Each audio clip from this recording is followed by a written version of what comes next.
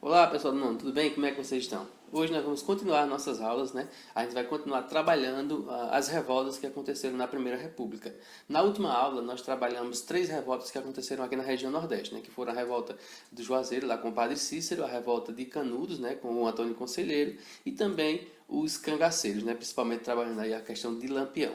Hoje nós vamos trabalhar 3 revoltas que aconteceram lá no sul e sudeste do Brasil, né? Uma que aconteceu em Santa Catarina e Paraná, a outra que aconteceu lá no as outras duas que aconteceram lá no Rio de Janeiro, tá certo? Então, ó, vamos prestar bastante atenção no que eu vou falar aqui nessa aula e no final vocês vão fazer uma atividade aí bem legal, tá certo? Vamos lá. Olha só, pessoal, a primeira revolta que nós vamos trabalhar hoje é a revolta do contestado, ou a guerra do contestado, que aconteceu lá nos estados de Santa Catarina e Paraná. Veja só, pessoal, aqui é Paraná, Santa Catarina, e essa região aqui que está nessa outra cor aqui mais escura, mais quadriculada aqui, é a região chamada contestado.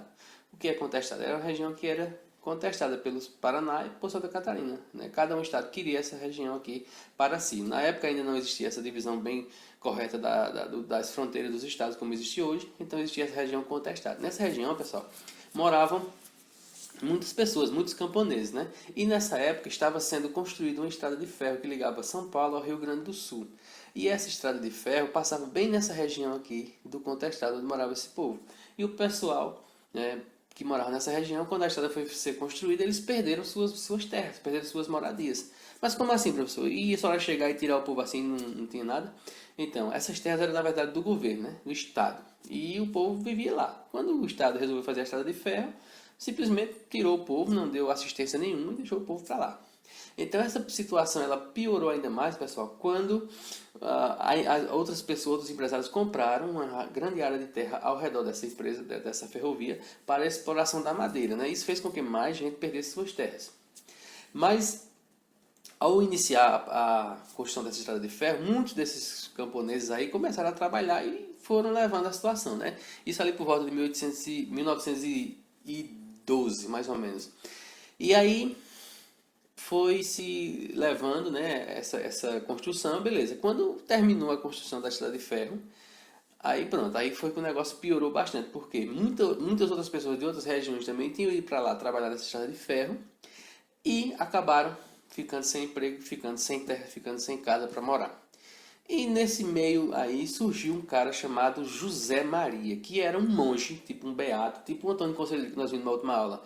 Aquele cara que chegava, que dizia ao povo que o pessoal devia seguir a lei de Deus, que deveria seguir as regras direitinho. Ele era como se fosse um Messias, um Salvador, aquele que vem para salvar o povo, aquele que vem para conduzir o povo. Então, em meio a tanta desgraça, tanta miséria, o povo vai seguir aquele que tem uma palavra de conforto, que tem uma palavra que melhora a situação deles ali, né? Então o pessoal se juntou ao redor desse monge, desse líder, José Maria, e, né, seguindo aí seus conselhos, acabaram dizendo, olha, vamos se juntar e vamos buscar nossos direitos aqui, porque nós perdemos casa, perdemos terra, perdemos emprego, perdemos tudo e o governo não vai fazer nada com a gente, né? Então eles se juntaram ali, formaram um reduto, né, uma comunidade grande, e o governo viu que aquilo era perigoso, mandou o exército para lá e houveram vários e vários confrontos, vários embates, venceram alguns, né, perderam outros, né? Lá em Canudos foi bem mais, os sertanejos venceram várias e várias batalhas. Nesse caso aqui foram menos, né? Mas venceram também algumas. Numa dessas batalhas, o monge José Maria acabou sendo morto, né? Mas eles continuaram sendo liderados por outros caras aí que ficou até 1912. Então, veja só o que era que o monge José Maria dizia. Este monge ele pregava a criação de um mundo novo, regido pelas leis de Deus, onde todos deveriam viver em paz, com prosperidade, justiça e terras para trabalhar. Então, ele chegava prometendo ao povo, né, que aquela situação ia acabar, então todo mundo foi para junto dele, né? Mas, infelizmente, né, o governo, ele às vezes não está muito aí, nem aí para o povo, né, e o povo precisa correr atrás de seus direitos mesmo.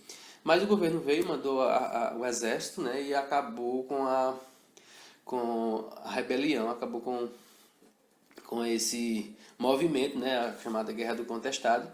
Né? Essa guerra terminou em 1916, quando as tropas oficiais conseguiram prender o último dos líderes, né, que era um Adeodato, que era um dos chefes no último reduto dos rebeldes. ele foi condenado a 30 anos de prisão. Então, pessoal, ficou aí, né? A guerra durou aí 4 anos de rebeliões, de conflitos, e o governo acabou vencendo, né? Como sempre, o governo sempre acaba vencendo porque tem forças maiores, mas fica aí o recado do povo. Ora, nós, como povo, precisamos, né, ser atendidos pelo governo, porque nós não temos onde viver, nós não temos onde trabalhar, e o povo precisa trabalhar, né?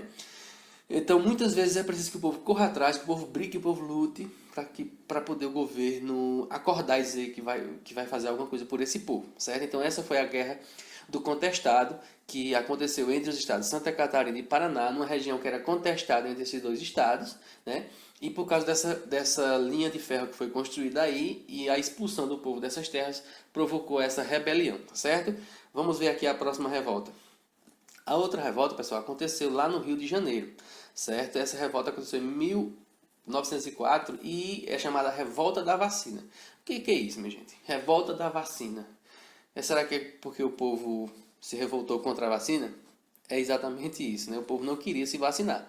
Na época, pessoal, o Rio de Janeiro era uma cidade muito desorganizada, não tinha saneamento básico, as ruas eram estreitas, as casas eram aqueles casebres, aqueles cortiços. Então, na época, o Rio de Janeiro era a capital do Brasil e o governo, na época, o presidente, né, ele quis modernizar a cidade, tornar o Rio de Janeiro uma capital bonita, como Paris, né, como outras cidades da Europa.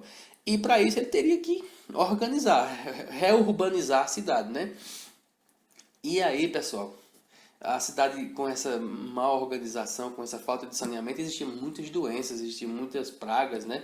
Muita proliferação de doenças, especialmente por causa de ratos, baratas, mosquitos, uma série de coisas que aconteciam, né? Num lugar onde não tem muita limpeza, acaba ocasionando aí, né? Como vocês sabem, essas epidemias, né? Como essa que nós estamos vendo hoje, né? O coronavírus. Mas veja só, o governo ele colocou o médico Oswaldo Cruz para liderar esse combate a essas doenças, né? O Oswaldo Cruz é muito conhecido hoje, é um grande médico na época e o nome dele está aí em vários hospitais, no próprio Ministério da Saúde, é o Fiocruz, né? O Oswaldo Cruz, enfim. Então, pessoal, o governo começou a fazer o quê? Ele, com esse projeto de reurbanização da cidade, ele destruiu os cortiços, destruiu as favelas, né? Aquelas casinhas que o pessoal morava ali na zona, no centro da cidade, destruiu tudo e botou o povo para correr, para construir novas casas com avenidas largas, como as que tem lá no Rio de Janeiro hoje, mas, novamente, o governo não está nem aí para o povo, minha gente, veja só. Se tivesse construído logo outras casas, tirado o povo dali e colocado lá em outro setor, ok. Mas não, simplesmente era, saia daqui que nós vamos derrubar tudo e fazer uma outra cidade. Então o povo não tem para onde ir. Corre lá para os morros e vão construir aquelas barracos, aqueles casebres lá nos morros, originando aí as tais favelas que nós conhecemos, né, lá do Rio de Janeiro. Aquelas, ou seja, quem mora nas favelas ainda hoje, a grande maioria é porque é pobre. Quem não é pobre mora no centro. E foram para a favela por quê? Porque foram expulsos pelo governo. O governo não queria gente pobre no centro, porque no centro era lugar de gente rica, certo? Então, a gente tem que estar fazendo essas reflexões só para a gente entender. Então, pessoal, juntando todos esses motivos aí, o pessoal ficou enfurecido porque perdeu suas casas, né? Os altos preços, a inflação, o custo de vida muito alto e um monte de doenças se espalhando pela cidade. Então, juntou todos esses fatores e o pessoal começou a ficar bravo, né? Aí, de repente, o pessoal é expulso das casas, faz seus casebres lá em cima nos morros. De repente, lá vem Oswaldo Cruz junto com sua equipe para vacinar todo mundo à força. Numa época que o pessoal se vestia, né, tudo, o corpo todo coberto, então as mulheres elas não deixavam de forma nenhuma. Eles consideravam um ato imoral ter que levantar a roupa, né, às vezes somente o braço para vacinar, eles consideravam um ato imoral. Então não aceitavam ser vacinados. Além do mais, a ignorância, né? O pessoal achava que a vacina era para matar o povo em vez de salvar, como muita gente ainda hoje pensa, né? Não tomar vacina da gripe porque é para matar os velhos, enfim. E a gente vê aí a grande questão, né? Hoje todo mundo correndo atrás de uma vacina contra o coronavírus. E na época o pessoal estava resistindo a tomar a vacina, né? Então aí tem muito falta de conhecimento sobre essas questões da vacinação, que é muito importante. Mas o povo não tinha conhecimento e se revoltou contra essa obrigatoriedade da vacina. Então o Oswaldo Cruz mandava invadir as casas, né? Criou uma força de agentes sanitários para combater esse problema da saúde. E veja só, o Oswaldo Cruz ele mandava invadir as casas para matar mosquitos, para matar ratos, para ir acabando com aquela proliferação. Só que ao invadir uma casa, você constrange o povo que está nela, né? Então, primeiro tem que se pedir a permissão. Como as pessoas não permitiam, o governo criou um decreto para eles poderem entrar à força, para matar rato, mosquito e vacinar o povo. Então isso gerou uma grande revolta no povo e foi um conflito mesmo muito grande contra essa vacinação.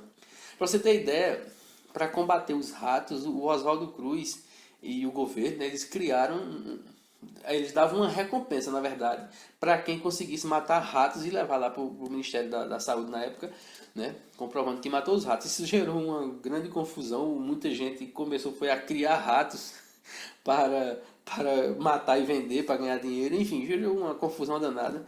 Mas era tudo eles em busca de melhorar as condições de vida do povo, né, acabar com as doenças, especialmente na época o sarampo e a varíola, né, que matava muita gente, deixava muita gente deficiente, enfim. Então o Oswaldo Cruz, juntamente com a sua equipe e o governo, fizeram isso. Isso fez com que, pessoal, o povo, né, juntasse todos esses fatores. Perderam suas casas, foram expulsos, os altos preços, a invasão das casas e, ainda mais, a vacinação, que era uma coisa que para ele não era muito conhecida na época, né? Se você fizer uma comparação, foi lá em 1904, nós estamos em 2020, mais de 115 anos atrás, 116 anos atrás. Ou seja, se ainda hoje tem gente que é contra a vacinação, imagine há 116 anos atrás, como não seria, né? Então, o povo se revoltou. Assim, o estopim foi a invasão das casas para a vacinação. Mas os motivos nós vimos aí que foram outros, né? Que foi exatamente essa falta de assistência do governo para o povo, para com o povo, né? Perderam suas casas, não foi dada assistência nenhuma. E tudo isso gerou essa confusão. Aí quando ele invadia as casas, aí eles fizeram várias charges, né? Os jornais da época, várias charges, dizendo que a vacina era algo imoral, que era uma força desproporcional. Nessa charge aqui, você pode ver uma agulha da vacina bastante grande, atravessando 4 braços. Então, gerou-se toda aí uma divergência. O governo, né, mandou, como sempre, suas tropas e acabou contendo a rebelião, né, onde deixaram 50 pessoas mortas e 110 feridos nessa rebelião que aconteceu, né? Centenas de pessoas foram presas e muitas delas deportadas para o Acre. Na época, o Acre era o lugar onde eles mandavam o povo para ir para a floresta, para trabalhar para lá, e ficava como se fosse uma prisão. Então, a rebelião acabou, né? O Rio de Janeiro foi reurbanizado e fica aí novamente essa reflexão para a gente, né? Sobre os atos que o governo às vezes tem contra o povo, né? Se tivesse pego e colocado o povo nas suas casinhas logo para poder derrubar as que eles antes moravam, talvez não tivesse tido tanta repercussão. Mas o governo chega e diz, não, eu quero a cidade bonita e não está nem aí para o povo. Então muitas vezes o povo tem que se revoltar para mostrar a insatisfação de que não é assim que a coisa anda, né? Então tanto na revolta do contestado, que o povo precisou fazer a guerra para dizer que precisava de terra, né? Para plantar e casa para morar, aqui também o povo teve que se revoltar para dizer que precisava de casas para morar e de assistência do governo. Vamos ver a outra revolta aqui, que foi também lá no Rio de Janeiro, com o João Cândido, né? Lá no Rio de Janeiro, a chamada Revolta dos Marinheiros ou Revolta da Chibata. O que quer dizer isso, professor? Tá vendo? Na mesma época, mais ou menos aí em 1910, também no Rio de Janeiro, né, os marinheiros eles se revoltaram por alguns motivos, né? Mas o principal deles eram os castigos físicos que eles recebiam, as chibatadas, por isso o nome Revolta da Chibata. Então veja só, pessoal, 1910, né, o fim da escravidão tinha ocorrido em 1888, cerca de 20 anos depois, né? Essa revolta estava acontecendo. Então ainda existia na cabeça da população, na cabeça dos governantes, a questão mesmo da escravidão ainda. Não existia mais na lei, mas na prática muita gente ainda era escravizada por sua cor. Se a gente ainda hoje tem esses preconceitos, essas discriminações, como a gente está vendo essas revoltas aí nos Estados Unidos e aqui no Brasil também, por causa de um policial que matou um homem negro, você imagine há 100 anos, 110 anos atrás, como não seria essas questões de discriminação contra o negro, né? Então, praticamente todos os marinheiros eram negros, que é o trabalho pesado da marinha, né, que está trabalhando nos navios e tal. Então esses marinheiros todos eram negros. E os seus comandantes não, eram brancos, né? E esses comandantes, quando algum desses marinheiros cometiam alguma falta, cometiam alguma coisa errada que eles faziam, eles eram castigados. E as faltas mais graves eram castigadas com 30 chibatadas. E isso vinha né, causando muita insatisfação por parte dos marinheiros que achavam aquilo injusto, né? A escravidão já tinha acabado e eles não eram escravos. Além do mais, os salários eram muito baixos, as condições de vida eram precárias, as condições de saúde dentro dos navios também. Ou seja, as chibatadas foi o estopim para estourar essa revolta. Mas eles também reivindicavam outras coisas, né? Melhores salários, melhores condições de trabalho, melhores condições de vida, né? Assistência da saúde, uma série de coisas. Quando um dos integrantes dos marinheiros sofreu aí as 30 chicotadas, né? As 30 chibatadas, então um deles, um chamado João Cândido, né? Que depois foi chamado de Almirante Negro, né? O líder da revolta da chibata, ele se juntou lá com os outros colegas, com os outros navios que tinham lá na praia, na beira do mar, lá no cais do Rio de Janeiro, e disseram: olha, nós temos que fazer alguma coisa, senão esses castigos vão continuar e nós nunca vamos ter condições de vida melhor. Foi o que fizeram. Juntaram os navios, apontaram os canhões para a cidade do Rio de Janeiro e disseram: ou vocês param com isso, ou vocês deixam de castigar, ou vocês nos dão condições melhores de salários e de vida, ou nós vamos bombardear a cidade do Rio de Janeiro. E aí, meu amigo, foi uma confusão só. Então o governo, se vendo pressionado, né, o presidente da época, acabou aceitando aí as reivindicações dos marinheiros, né? Prometeu que não ia ter mais chicotadas, prometeu que iria melhorar o salário deles, enfim, todas essas coisas. Mas quando a rebelião acabou, eles desapontaram os canhões do Rio de Janeiro, né? E disseram: beleza, agora vamos lá. E quando eles saíram dos navios, o governo voltou atrás e não deu nenhum dos direitos que eles estavam buscando na época. Então, novamente, eles voltaram para os navios, fizeram outra rebelião, outra revolta, e dessa vez houve um conflito, e o governo prendeu todos os marinheiros que estavam envolvidos. Alguns foram mortos, outros foram expulsos da marinha, inclusive o João Cândido, né, que foi o líder da revolta. Ele acabou sendo preso, ficou vários anos aí num hospital psiquiátrico como louco e tal. E acabaram perdendo a batalha, como sempre, né? O povo sempre perde para o governo. Sempre é desse jeito. O povo se revolta por condições que não estão sendo dadas e acaba sendo reprimido e perde sempre a batalha. No entanto, eles conseguiram, né? Apesar de terem perdido, apesar de terem sido presos, alguns mortos, o que eles reivindicavam acabou sendo aceito posteriormente, né? Os marinheiros não mais foram chicoteados, não, né? Acabou esse castigo, também foram melhorados os seus salários, também melhoraram aí as condições de vida dos marinheiros. E a luta que eles empreenderam na época, eles não venceram de imediato, mas posteriormente acabou dando resultado. Então, muitas vezes é assim, minha gente. O governo ele precisa ser pressionado pela população para que algumas reivindicações sejam atendidas. Porque se deixar por conta, muitas vezes o governo nem presta atenção no povo. Vai deixando passar e o povo sofrendo. Se o povo não correr atrás, não mostrar o que está precisando, o governo não está nem aí, viu? Então é preciso também a gente estar sempre atento nessas questões. Ok? Eu vou passar aqui uma atividade, depois vocês respondam uma cruzadinha muito fácil, que vocês vão responder facilmente. Vai ter um texto complementar para que vocês possam fazer a leitura e responder essa atividade.